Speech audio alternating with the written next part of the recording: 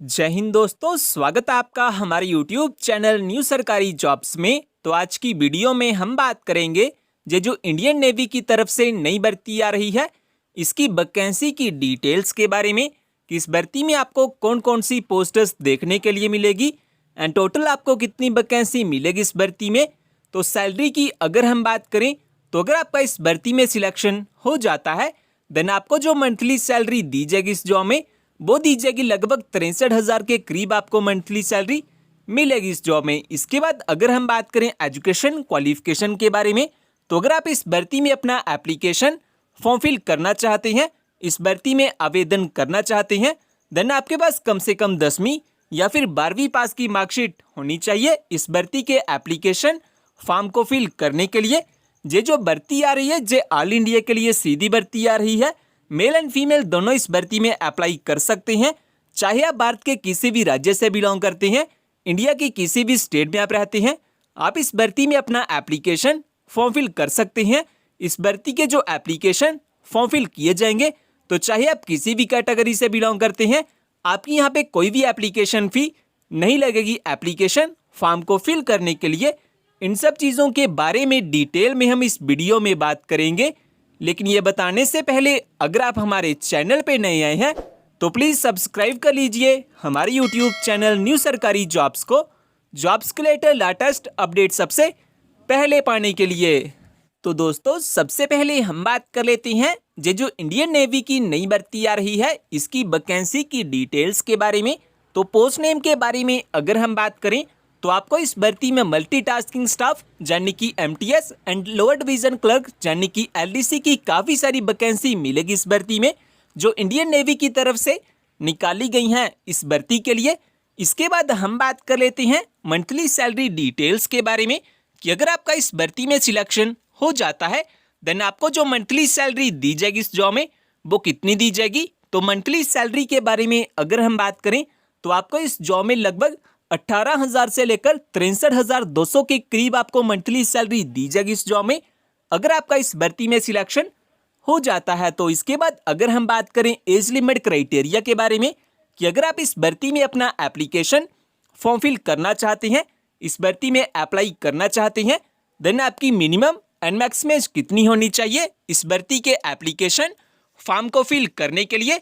तो minimum age के बारे में अगर हम बात करें तो वो होनी चाहिए कम से कम 18 साल, और मैक्सिमम एज के बारे में अगर हम बात करें तो वो होनी चाहिए ज़्यादा से ज़्यादा 56 साल। चाहे आप किसी भी कैटेगरी से बिलोंग करते हैं, जनरल, ओबीसी, एससी, एसटी, किसी भी कैटेगरी से बिलोंग करते हैं, आपकी जो एज है वो कम से कम 18 से 56 साल के बीच बीच में होनी चाहिए अगर आप इस भर्ती में अपना एप्लीकेशन फॉर्म फिल करना चाहते हैं। तो इसके बाद दोस्तों अगर हम बात करें कि अगर आपने हमारा जॉब्स के रिलेटेड टेलीग्राम ग्रुप ज्वाइन नहीं किया तो जॉब्स के रिलेटेड लेटेस्ट अपडेट सबसे पहले पाने के लिए आप हमारे टेलीग्राम चैनल को भी ज्वाइन कर सकते हैं। टेलीग्राम चैनल का लिंक आपको डिस्क्रिप्शन में मिल जाएगा। इसके बाद अगर हम बात करें एजुकेशन क्वालिफिकेशन के बारे में कि अगर आप इस भर्ती में अपना एप्लीकेशन फॉर्म फिल करना चाहते हैं, इस भर्ती में अप्लाई करना चाहते हैं, देन आपके पास कौन कौन से एजुकेशन सर्टिफिकेट होने चाहिए इस भर्ती के एप्लीकेशन फॉर्म को फिल करने के लिए। तो अगर आप मल्टीटास्किंग स्टाफ यानी कि एमटीएस में अप्लाई करना चाहते हैं तो आपके पास कम से कम 10वीं पास की मार्कशीट होनी चाहिए। इसके अलावा अगर आप लोअर डिवीजन क्लर्क यानी कि एलडीसी में अप्लाई करना चाहते हैं तो आपके पास कम से कम 12वीं पास यानी कि 12th पास की मार्कशीट होनी चाहिए। तो ये बात होगी एजुकेशन क्वालिफिकेशन के बारे में कि आपके पास कौन कौन से एजुकेशन सर्टिफिकेट होने चाहिए। इसके बाद अगर हम बात करें सिलेक्शन प्रोसेस के बारे में कि इस भर्ती में जो सिलेक्शन किया जाएगा वो कैसे किया जाएगा एंड किस बेसिस पे किया जाएगा। तो स्टेज 1 में आपका रिटन एग्जाम होगा, अगर आप रिटन एग्जाम को क्वालिफाई कर लेते हैं उसके बाद स्टेज 2 में आपका फिजिकल टेस्ट किया जाएगा, देन स्टेज 3 में आपका डिटेल में मेडिकल एग्जाम किया जाएगा, और अगर आप इन सभी एग्जाम को क्वालिफाई कर लेते हैं, इन सभी टेस्ट में पास हो जाते हैं, उसके बाद आपकी एक फाइनल मेरिट लिस्ट निकाली जाएगी, और अगर आपका फाइनल मेरिट लिस्ट में नाम आ जाता है देन लास्ट में आपके डॉक्यूमेंट्स की वेरिफिकेशन की जाएगी आपकी ज्वाइनिंग के लिए। तो इस तरह से इस भर्ती में कुछ सिलेक्शन किया जाएगा। इसके बाद अगर हम बात करें इस भर्ती को लेकर कुछ इंपॉर्टेंट डेट्स के बारे में, और फ्रेंड्स अगर आपने जो हमारा टेलीग्राम चैनल है वो ज्वाइन नहीं किया हुआ तो आप हमारे टेलीग्राम चैनल को भी ज्वाइन कर सकते हैं। इस टेलीग्राम चैनल को ज्वाइन करने का फायदा आपको ये होगा कि जो भी जॉब की न्यू नोटिफिकेशन आएगी उसकी लेटेस्ट अपडेट आपको सबसे पहले इसी चैनल पे मिल जाती है। सो जल्दी से ज्वाइन कर लीजिए हमारे टेलीग्राम चैनल को, लिंक आपको डिस्क्रिप्शन में मिल जाएगा। तो दोस्तों इसके बाद हम बात कर लेते हैं ये जो इंडियन नेवी की तरफ से नई भर्ती आ रही है, इस भर्ती को लेकर कुछ इंपॉर्टेंट डेट्स के बारे में कि स्टार्टिंग डेट और लास्ट डेट क्या है एप्लीकेशन फॉर्म को फिल करने के लिए। तो स्टार्टिंग डेट के बारे में अगर हम बात करें तो 30 अप्रैल 2022 से इसके जो ऑनलाइन एप्लीकेशन फॉर्म है वो लगना स्टार्ट हो जाएंगे और जो लास्ट डेट है एप्लीकेशन फॉर्म को फिल करने के लिए वो है 27 जून 2022। तो आप 27 जून 2022 से पहले पहले अपना जो एप्लीकेशन फॉर्म है वो इस भर्ती के लिए फिल कर सकते हैं। इसके बाद अगर हम बात करें कि अगर आप एलिजिबल हैं और अप्लाई करना चाहते हैं इस भर्ती में, देन आपके पास कौन कौन से डॉक्यूमेंट होना सबसे ज़रूरी है। तो सबसे पहले तो आपके पास अपना date of birth proof certificate होना चाहिए। इसके बाद एजुकेशन सर्टिफिकेट में आपके पास कम से कम 10वीं या फिर 12वीं पास की मार्कशीट होनी चाहिए। इसके अलावा अगर आपके पास कोई अदर क्वालिफिकेशन या एक्सपीरियंस है आप वो भी अप्लाई कर सकते हैं।